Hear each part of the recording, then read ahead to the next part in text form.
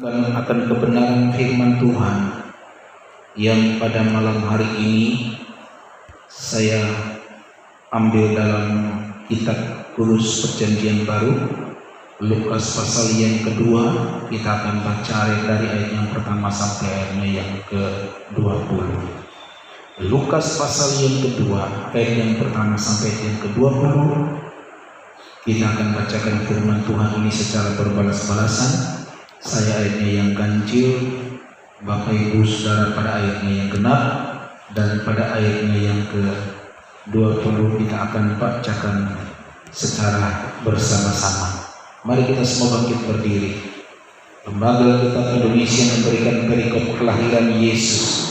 Ayat yang pertama, pada waktu itu Kaisar Agustus mengeluarkan suatu perintah menyuruh mendaftarkan semua orang di seluruh dunia.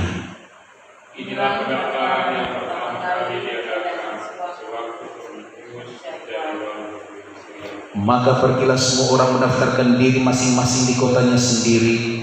Demikian juga Yesus pergi dari kota Nazaret ke Galilea, kota Daud, kota Betlehem, karena ia berasal dari keluarga Daud, Supaya didaftarkan bersama-sama dengan Maria tunangannya yang sedang mengandung. ketika mereka di situ dibawa Maria salib. Dan ia melahirkan seorang anak laki-laki, anaknya yang sulung. Lalu dibungkusnya dengan lampin dan dibaringkannya di dalam palungan, karena tidak ada tempat bagi mereka di rumah penginapan.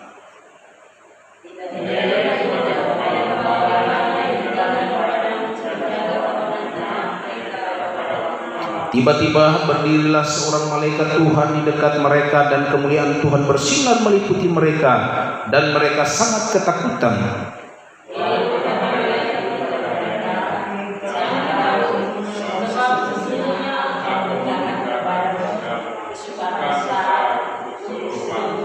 Hari ini telah lahir bagimu Juru Selamat, yaitu Kristus Tuhan di kota Daud.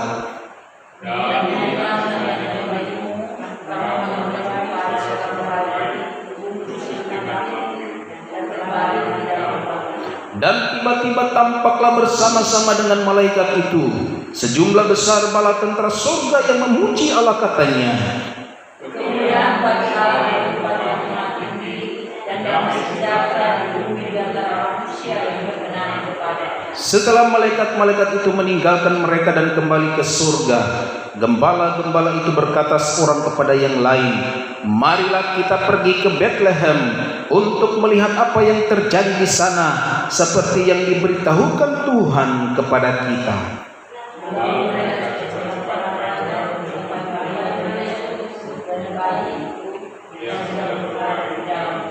Dan ketika mereka melihatnya, mereka memberitahukan apa yang telah dikatakan kepada mereka tentang anak itu.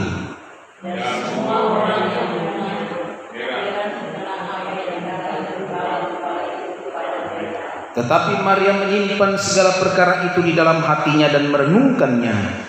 Maka kembalilah gembala-gembala itu sambil memuji dan memuliakan Allah, karena segala sesuatu yang mereka dengar dan mereka lihat semuanya sesuai dengan apa yang telah dikatakan kepada mereka. Haleluya, silakan duduk kembali. Puji akan nama Tuhan. Hari malam Natal ini saya ingin membawa kita dalam suatu perenungan firman Tuhan dalam judul Oh Holy Night. Oh Holy Night, malam kudus. Ya. Kenapa harus malam kudus?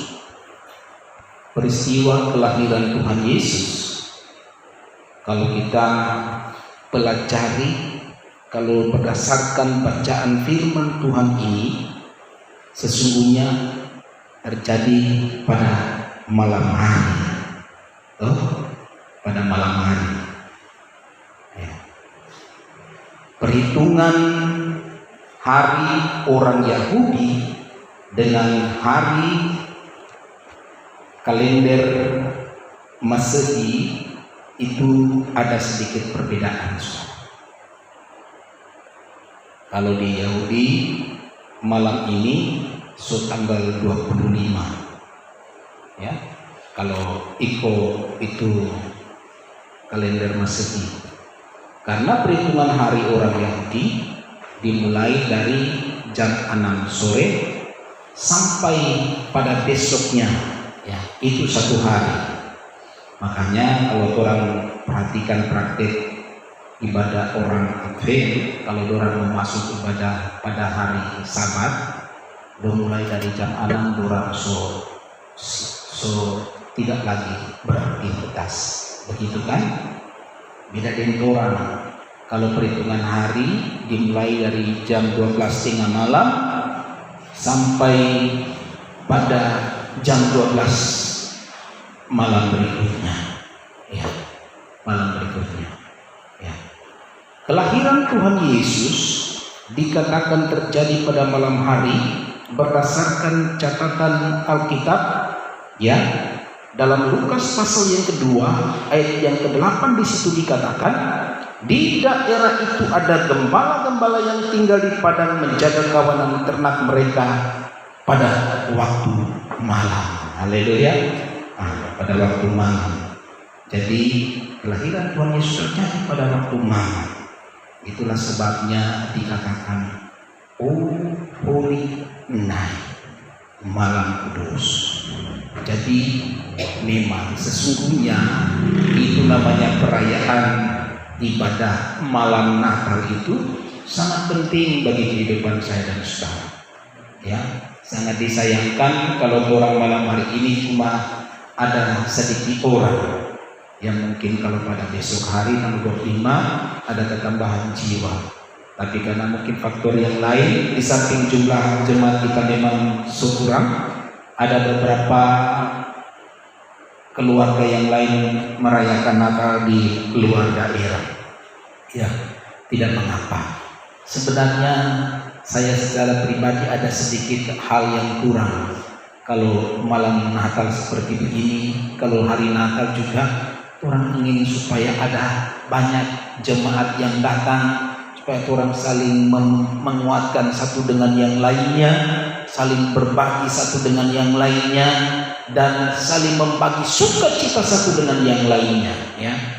Ada suatu cerita tentang kejadian di malam Natal itu ya, ketika pada waktu Perang Dunia Pertama ya, pada waktu itu ada terjadi suatu perang antara Prancis dan juga tentara Jerman, kurang lebih tahun 1870 sampai tahun 1871.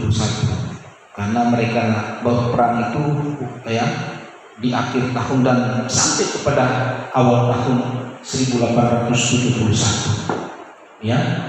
Pada malam Natal seperti ini Jerman dan Prancis masih baku perang ya, masih baku perang. Tetapi kemudian tiba-tiba ada suatu teriakan dari seorang tentara Prancis. Ia dengan lantang menyanyi ini lagu Oh Holy Night, dan seterusnya dan seterusnya. Tentara Jerman waktu itu ketika melihat dan menyaksikan keberanian seorang tentara Prancis, dan akhirnya mereka juga baru sadar ini malam ini adalah malam Natal ya. Metu mereka perangi labo, akhirnya tentara Jerman satu orang pun dia mulai berdiri, dia sambung dengan lagu ya, From Heaven Above to Earth I Come ya, dari surga aku datang. Itu dalam kidung jemaat itu masih ada, kidung jemaat nomor 98.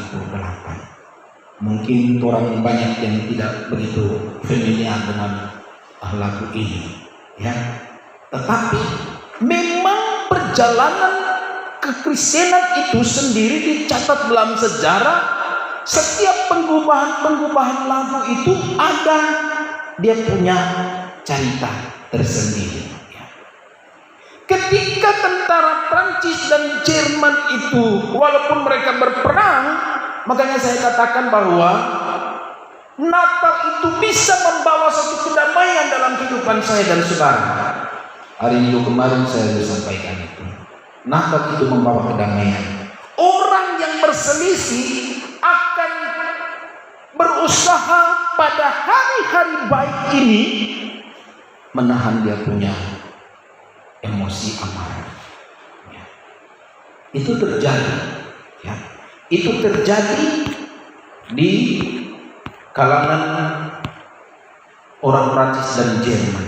Makanya dalam Lukas pasal yang kedua ayat yang ke-14 berkata, kemuliaan bagi Allah di tempat yang maha tinggi dan damai sejahtera di bumi di antara manusia yang berkenan kepadanya. Haleluya. Ada satu damai sejahtera yang Tuhan anugerahkan bagi manusia. Memang kalau orang mau tahu secara psikologis di tentara-tentara tidak pernah yang sebenarnya mereka tidak bersuka peperangan. Kondisi saja yang memaksa mereka untuk berperang. Karena perintah negara atau perintah pimpinan negara harus berperang, maka orang berperang. Tapi sesungguhnya mereka juga adalah manusia yang memiliki hati sana. Manusia yang memiliki hati Allah. Allah telah menanamkan suatu benih kebaikan bagi manusia itu sendiri. Sehingga manusia itu memiliki kerinduan untuk menikmati kedamaian. Peperangan boleh saja terjadi, tetapi secara individu semua orang yang terlibat dalam peperangan itu merindukan suatu kedamaian dalam hati mereka masing-masing. Lagu Holy Night atau Malam Kudus itu pun, kalau saudara tahu dia punya cerita itu, lagu ini dibuat pada abad yang ke-19, kurang lebih 1900-an, ya. Yang dia punya suatu waktu, kisahnya suatu waktu ada seorang hamba Tuhan, dia menyuruh seorang yang bagus untuk membuat puisi, seorang penyair, untuk boleh mengubah syair tentang malam kudus atau kelahiran Tuhan Yesus itu sendiri. Ya, namanya orang ini adalah Placide Cappeau, ya.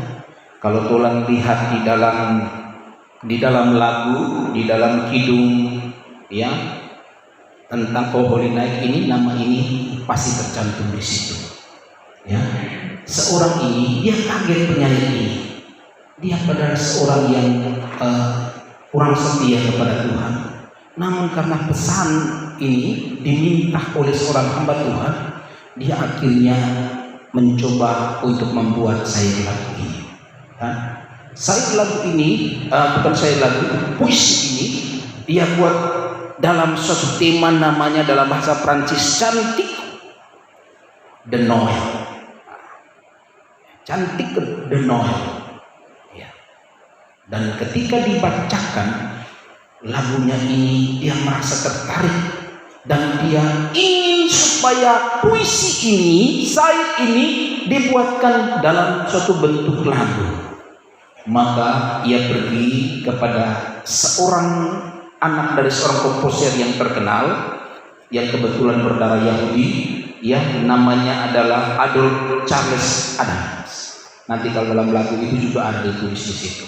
Ya, seorang anak dari seorang komposer yang terkenal, dan dia walaupun seorang Yahudi yang tentunya dia tidak mengakui Yesus sebagai Allah, ia mengaransemen ini lagu ini, dan terciptalah lagu yang baik ini, tapi masih dalam syair bahasa Prancis sekarang, Cantique de Noël. Dia dinyanyikan di malam Natal, dan lagu ini begitu populer, begitu menyentuh perasaan orang-orang Kristen pada masa-masa itu. Namun sayangnya, ketika gereja tahu bahwa yang mengaransemen ini lagu ini adalah seorang yang berdarah Yahudi, maka lagu ini kemudian dilarang untuk dinyanyikan di gereja-gereja. Nanti beberapa tahun kemudian, seorang yang bernama John Sullivan Dwight, ya, seorang berkebangsaan Amerika, ia kemudian mengubah ini lagu dalam bahasa Inggris yang kemudian diberi judul Oh Holy Night, dan kemudian sampai sekarang ini orang tahu ini lagu begitu terkenal. Oh Holy Night, malam kudus di langit bertaburan, bintang gemilang terang benderang, terpancar kini sinar pengharapan, ya, dan seterusnya dan seterusnya. Itu dia kisah ini lagu, ya. Walaupun penciptanya, penyairnya yang pertama itu adalah seorang yang tidak begitu setia kepada Tuhan, kemudian juga adalah seorang Yahudi, tetapi lagu ini banyak memberkati karena memang mereka, ya, namanya kalau orang yang ahli, orang yang betul-betul mencintai pekerjaannya, ia akan berusaha begitu memaknai akan peristiwa-peristiwa yang terjadi pada masa-masa itu, dan lagu Malam Kudus ini begitu menjadi berkat sampai sekarang ini, saudara. Ya, mengapa sampai harus menjadi satu pertanyaan? Mengapa sampai harus dikatakan Malam Kudus? Ya, kenapa sebenarnya? Apa ada kaitannya dengan? Kenapa harus dikaitkan dengan kelahiran daripada Tuhan Yesus dalam masa-masa Natal itu sendiri, ya? Kenapa harus seperti demikian? Ya, saya bertanya kenapa? Ya, pikir-pikir jawaban yang pertama, ya, ada seorang perempuan yang bernama Maria. Dia seorang anak darah. Dia adalah seorang perawan yang selalu menjaga kesucian atau kekudusan hidupnya, sehingga ia dipilih oleh Allah. Untuk apa? Untuk boleh melahirkan bayi yang dinamakan Yesus, yang adalah Mesias itu sendiri, saudara. Ini yang pertama. Maria adalah seorang perempuan yang selalu menjaga kekudusan hidupnya, dan ia berkenan kepada Tuhan. Dari sekian banyak perempuan-perempuan Israel pada masa-masa itu, seorang Maria lah yang dipilih oleh Allah untuk boleh melahirkan Yesus yang disebut Kristus. Haleluya. Ya, maka begitu pentingnya kita menjaga kekudusan hidup kita. Begitu pentingnya seorang ibu menjaga kekudusan hidupnya itu kepada Tuhan. Begitu pentingnya seorang gadis itu menjaga kekudusan hidupnya kepada Tuhan. Sebab firman Tuhan berkata, jika tidak ada kekudusan, tidak ada seorang pun akan melihat Tuhan. Ya, kemagian kita tidak mau hidup kudus. Apa sebenarnya yang dimaksudkan dengan kudus itu sendiri, saudara?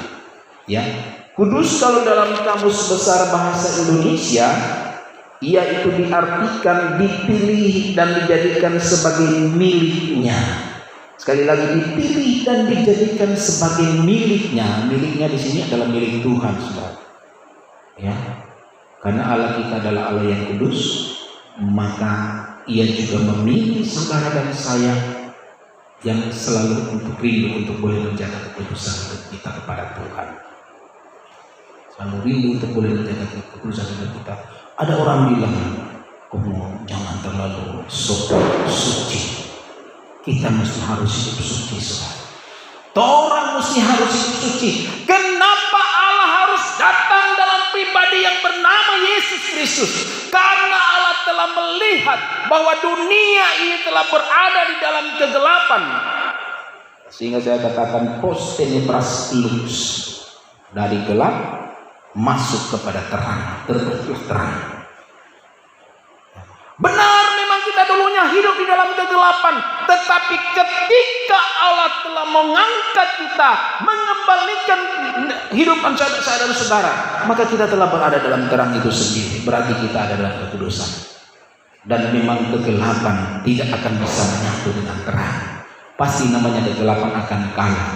Walaupun cuma setitik saja cahaya, kenang kita pun tahu kemarin di tengah kegelapan yang pekat sekalipun, tapi ada satu yang titik cahaya sekecil apapun, mungkin cuma sebatang korek api, ya, pasti akan kelihatan, saudara. Pasti akan kelihatan. Kegelapan tidak akan bisa menutupi terang. Itulah sebabnya kita harus bangga bahwa Allah juga telah memiliki kehidupan saya dan saudara kita yang dulunya jauh. Kita telah dipanggil dekat oleh Tuhan, dan itu terjadi oleh karena dari pihak Tuhan sendiri. Ia yang datang sebagai Dia yang adalah Allah datang menjadi manusia dan berdiam dalam pribadi Yesus. Itulah yang mengangkat kehidupan saya dan saudara sehingga kita boleh hidup di dalam kekudusan. Haleluya. Yang kedua, saudara, Yusuf juga adalah seorang yang kudus. Ia selalu menjaga kekudusan hidupnya.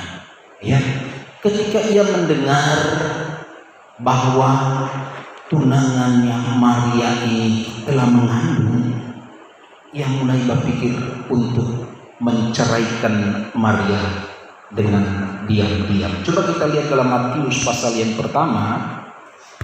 Matius pasal yang pertama, kita lihat pada ayatnya yang ke-18. Kelahiran Yesus Kristus adalah seperti berikut. Pada waktu Maria ibunya bertunangan dengan Yusuf, ternyata ia mengandung dari Roh Kudus sebelum mereka hidup sebagai suami istri. Karena Yusuf suaminya seorang yang tulus hati dan tidak mau mencemarkan nama istrinya di muka umum, ia bermaksud menceraikannya dengan diam-diam. Tetapi ketika ia mempertimbangkan maksud itu, malaikat Tuhan nampak kepadanya dalam mimpi dan berkata, "Yusuf anak Daud, janganlah engkau takut mengambil Maria sebagai istrimu, sebab anak yang di dalam kandungannya adalah dari Roh Kudus." Yusuf, ia tahu Maria itu mengandung dari benih ilahi. Ya. Dia tidak mau dituduh dia yang berbuat tidak senonoh dengan Maria. Dia tidak mau mencemarkan nama Maria. Tradisi Yahudi ketika pertunangan itu sesungguhnya itu sudah, ya, boleh dikatakan mereka sudah, ya, menikah sudah. Dan mereka sudah sering bersama-sama. Tetapi sampai pada waktu itu, Yusuf sama sekali tidak pernah menyentuh Maria. Makanya ketika dia sadar bahwa Maria telah mengandung dari benih ilahi itu, ia berusaha menghindar dari Maria. Bukan karena ia tidak cinta kepada Maria, bukan. Maksud daripada Yusuf menceraikan dengan diam-diam ini, ia ingin menjaga jarak supaya jangan orang lihat, oh, karena dua semakin dekat, ya. Itulah yang menyebabkan kehamilan Maria itu terjadi. Tetapi sama sekali kemudian ia ditegur oleh malaikat Tuhan, "Jangan takut mengambil Maria sebagai istrimu, karena bayi yang ada dalam kandungannya itu adalah dari Roh Kudus." Haleluya.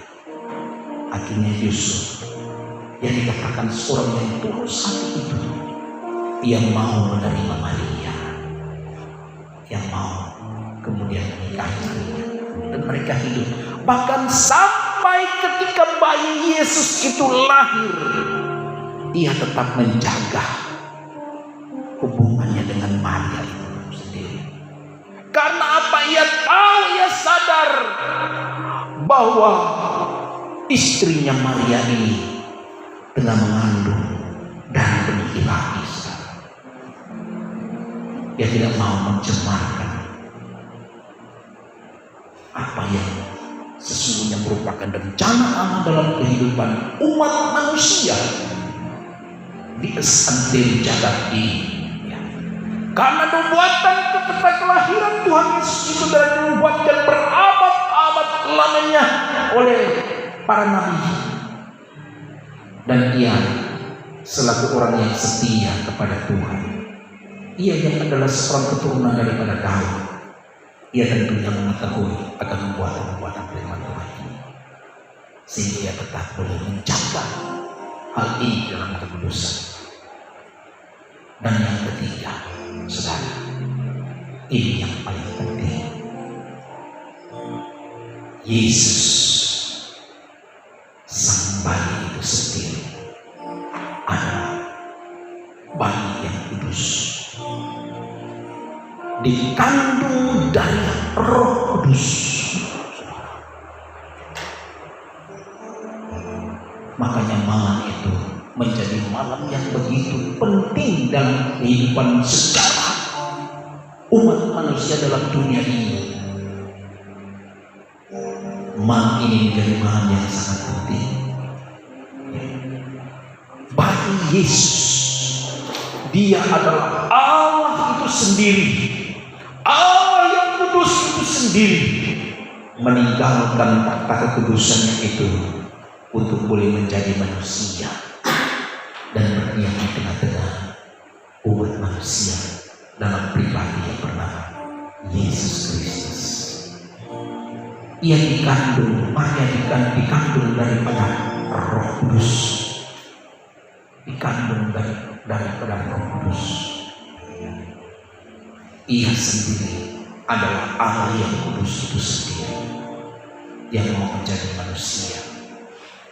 Malam itu begitu menjadi penting, saudara, sehingga Lukas juga mencatat pada ayat-ayat yang selanjutnya, pada ayat yang ke-8, di daerah itu ada gembala-gembala.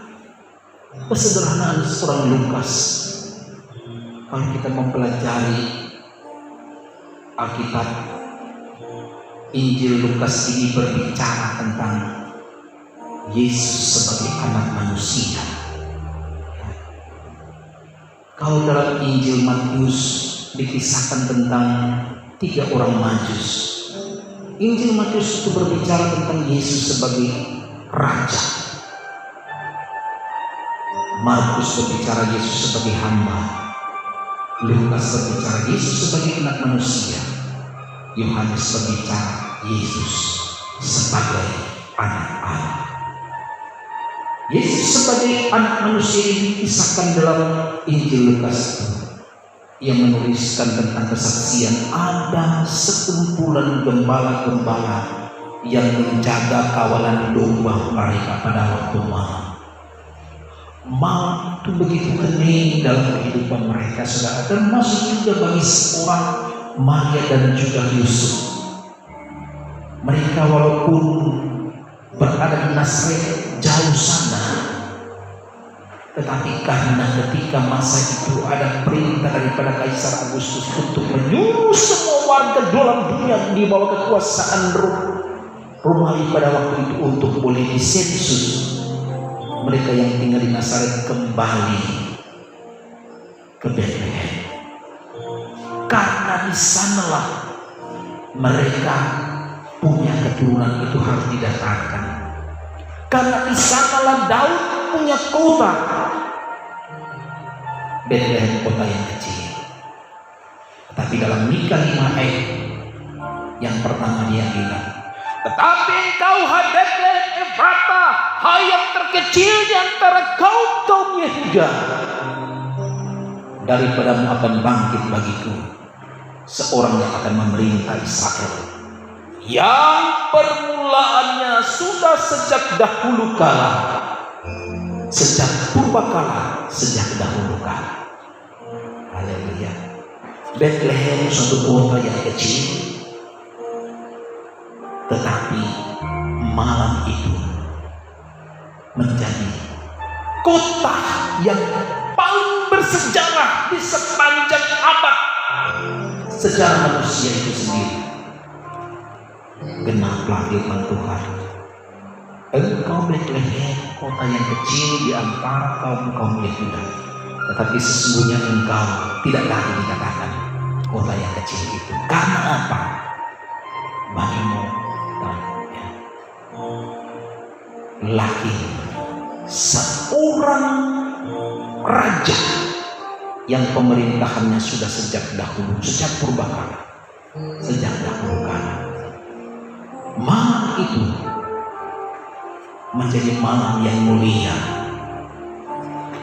bagi para gembala, menjadi malam yang spesial bagi seorang Maria dan seorang Yusuf. Malam itu juga menjadi spesial bagi kehidupan saya dan saudara malam hari ini. Itulah sebabnya di malam yang mulia ini kita mau mempersiapkan hati kita minta penudusan daripada Tuhan supaya kita boleh menerima Dia yang adalah Allah yang kudus itu boleh bertakhta dalam kehidupan saya dan saudara. Natal itu akan membawa sukacita ketika kita menerima Yesus sebagai juru selamat dunia ini, ya. Jangan tinggalkan Dia sendiri di sana, tetapi undang Dia masuk dalam bencana hati kita. Malam hari ini penuh dengan kemuliaan daripada Tuhan. Malam hari ini kita boleh menyerahkan seutuhnya hidup kita kepada Tuhan. Sebenarnya bukan hanya malam ini saja, tapi semua malam, ya. Tetapi tentunya lewat peristiwa-peristiwa Natal ini kembali kita menggairahkan hidup kita. Mungkin sudah berapa lama kita meninggalkan Tuhan, walaupun mungkin kelihatan kita rajin beribadah setiap waktu, setiap minggu ada ibadah, bahkan setiap kalau ada ibadah di tempat lain kita selalu setia. Tetapi saudara, malam ini kita boleh mengoreksi hati kita. Kalau ada sesuatu yang mengganjal dalam kehidupan saudara dan saya malam ini, kita mau bereskan semuanya di hadapan Tuhan. Kita bersikap seperti seorang Maria bagi perempuan tentunya. Kalau bagi laki-laki kita bersikap sebagai seorang Yusuf yang tetap menjaga kekudusan hidup kita. Maka di dalam kekudusan itu kita akan, firman Tuhan berkata, kita akan melihat Tuhan, kita akan menerima Tuhan. Dia adalah Allah yang kudus. Tubuh kita ini adalah main Roh Kudus. Tentunya kita juga menjaga kekudusan hidup kita. Tubuh kita ini kita jaga tubuh kita ini supaya Roh Kudus tak boleh bertakhta dalam kehidupan saya dan saudara, ya. Berapa banyak mungkin kita telah meninggalkan Tuhan. Malam hari ini mari kita bereskan di hadapan Tuhan. Kita mengaku segala pemberontakan kita kepada Tuhan, kesalahan kita kepada suami kita, kesalahan kita kepada istri kita, kesalahan kita kepada anak-anak kita. Kita bereskan malam ini. Tuhan akan bekerja yang luar biasa malam ini membentuk kehidupan saya dan saudara. Maka ketika kita memasuki Natal, kita akan memiliki satu kedamaian dalam hati kita, kedamaian yang sejati, yang dari Allah diturunkan kepada anak-anaknya yang Dia kasih. Mari kita membuka hati kita kepada Tuhan. Di malam yang Natal, malam yang kudus, kita terima Yesus. Bayi yang kudus yang lahir di kandang yang hina di Betlehem. Kandang yang hina itu tidak lagi menjadi hina, karena di sepanjang sejarah dan abad semua manusia mengetahui, bahkan Alkitab ini mencatat dan semua manusia mengetahui ada suatu tempat, ya, di dalam palungan tempat yang sederhana itu, Yesus lahir di situ. Ia tidak memilih satu tempat di istana, karena tidak semua orang bisa memiliki istana, tapi ia memilih satu tempat yang sederhana di kandang yang indah di Betlehem. Karena itulah semua orang bisa mendapatkan tempat itu, kecuali kalau hati kita mungkin congkak. Makanya Allah tidak pernah menginginkan kesombongan. Allah menginginkan kesederhanaan hati kita. Allah menginginkan kerendahan hati kita. Firman Tuhan berkata, air itu akan mengalir dari tempat yang tinggi ke tempat yang rendah. Roh Kudus itu akan mengalir dari tahtanya yang kudus dan Allah Bapa itu. Ia mencari jalan ke tempat di mana kita memiliki tempat kerendahan hati kita.